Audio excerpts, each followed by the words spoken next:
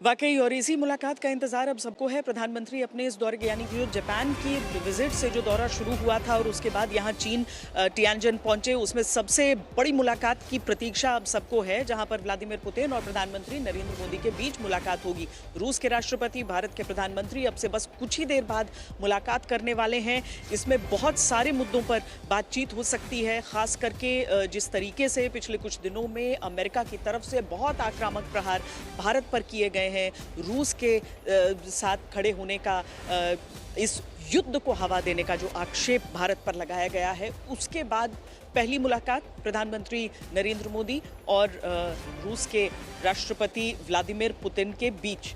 तो ये मुलाकात जिस पर नज़र हमारी है, उसके फौरन बाद प्रधानमंत्री को यहाँ से निकल जाना है, भारत के लिए रवानगी उनकी हो जाएगी।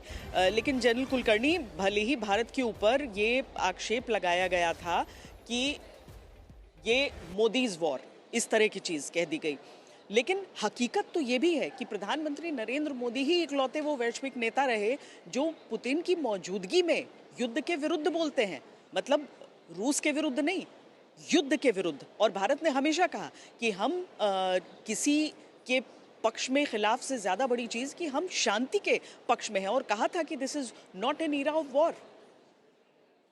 बिल्कुल श्वेता जी, वो बार बार कहते हैं कि ये युग वार का नहीं है, वाद का है, इसमें कोई शक नहीं है। लेकिन जिस प्रकार से अमेरिका ने मोदी वॉर, ब्राह्मण कहने का जो नैरेटिव, मुझे ये साफ दर्शाता है कि अमेरिका जो है बिल्कुल बौखला गया है। तो अमेरिका को ये लग रहा था कि हिंदुस्तान जो है बिल्कुल सबसर्वेंट रहेगा, यानी कि अमेरिका जैसे कहेगा वैसे कार्रवाई करेगा। तो बहुत गलत है। अगर हम देखें अच्छे संबंध रखने में, अगर चीन के साथ हमारे अच्छे संबंध अभी नहीं, ये तो टैरिफ वॉर तो अभी शुरू हुआ, इससे पहले ही प्रयास शुरू हो गए थे भारत और चीन के संबंध। क्योंकि जब चीन के साथ संबंध भारत के अच्छे रहते हैं, पहले चीन के ऊपर पीस एंड ट्रैंक्विलिटी रहती है, दोनों के ऊपर, दोनों देशों के बीच में विश्वास रहता है, तो हमारा 1.5% of growth in the GDP होता है। अगर अमेरिका हमारे ऊपर टैरिफ वॉर की बातचीत करता है तो हमारा नुकसान 0.5% जीडीपी होता है। तो भारत, मैंने जैसे बार बार हम लोग कहते हैं कि there are no permanent friends, there are no permanent enemies, but there permanent national interest. तो उस संबंध में अगर हम रिश्ते अच्छे बना रहे हैं, हम किसी मकसद से नहीं, हम एंटी अमेरिका नहीं है, हम अमेरिका के साथ गए, हम एंटी चाइना नहीं थे। मकसद ये है, हमारा इंटरेस्ट जो है परमानेंट नेशनल इंटरेस्ट, उस मकसद से हमने अपना, और ये जो तेल लेने की बात जिसके ऊपर आज मोदी वॉर कहते हैं, तेल हमने क्यों लिया रशिया से? अमेरिका के कहने पर, अगर मैं ये अमेरिका ने मानना चाहिए, उन्होंने कहा कि तेल किसको जा रहा है, ये तेल यूरोप में ही जा रहा है, या कहाँ जा रहा है? यूक्रेन का खरीद रहा है, तो कौन जा सबसे? यूरोपियन यूनियन, और उसके बाद हिंदुस्तान आता है। तो ये जो सर सर मैं लौटती हूँ आपके पास। जो यूनाइटेड नेशंस, ये जो एससीओ है, उसका घोषणा पत्र, जो साझा घोषणा पत्र है, वो जारी कर दिया गया है। और प्रणय, इसमें जिन चीज़ों का जिक्र है, जिन जिन बातों का जिक्र है, अगर आप बता पाएं। देखिए श्वेता, अगर आप देखें इस लंबे उसके अंदर, स्पीच के अंदर, कि जो पॉइंट्स इसके अंदर मेंशन किए गए हैं, सबसे पहले तो यह है कि टेररिज्म का, जिसका जिक्र प्रधानमंत्री मोदी की तरफ से किया गया, उसको लेकर कहा गया है कि सभी सदस्य देश इस चीज को अफर्म करते हैं, इस चीज का संकल्प जताते हैं कि वो मिलकर आतंकवाद के खिलाफ, साथ ही अलगाववाद के खिलाफ और अतिवाद यानी रेडिकलिज्म के खिलाफ, एक्सट्रीमिज्म के खिलाफ लड़ेंगे। साथ ही इसके अंदर यह भी कहा गया है कि programme of cooperation in counter terrorism, separatism and extremism 2025 से लेकर 2027 तक एक साझा कार्यक्रम जो है वो तय किया गया है। इस घोषणा पत्र के अंदर, ये जो साझा घोषणा पत्र तियानजिन में जारी किया गया है, यानी अगले 2 साल तक काउंटर टेररिज्म को लेकर मिलकर काम करेंगे ये तमाम एससीओ के देश। साथ ही इसके अंदर यह भी कहा गया है कि हम टेरर अटैक्स को, साथ ही टेरर की जो भी घटनाएं होती हैं उनको, जो किसी भी स्वरूप में हो, उनको हम कंडेम करते हैं, चाहे वो किसी भी मैनिफेस्टेशन में हो। साथ ही इस चीज के ऊपर भी जोर देते हैं कि आतंकवाद के खिलाफ लड़ाई के जो मानक हैं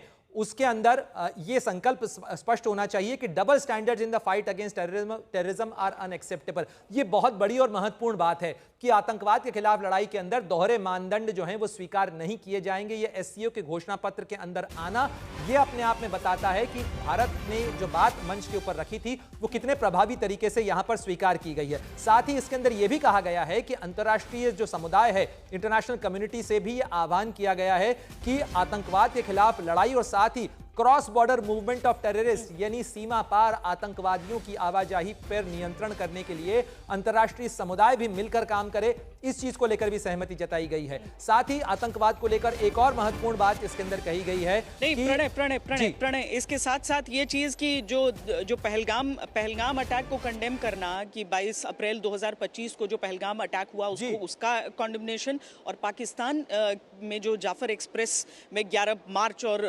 खुजदार में जो 21 मई को हुआ था उसको भी कंडेम किया गया है। भारत को इस बात से एतराज नहीं है, पाकिस्तान बस पोस्चरिंग किस हिसाब से करता है उस बात पर एतराज है। बिल्कुल श्वेता, देखिए आतंकवाद को भारत ने हर मंच पर हर स्वरूप के अंदर कंडेम किया है।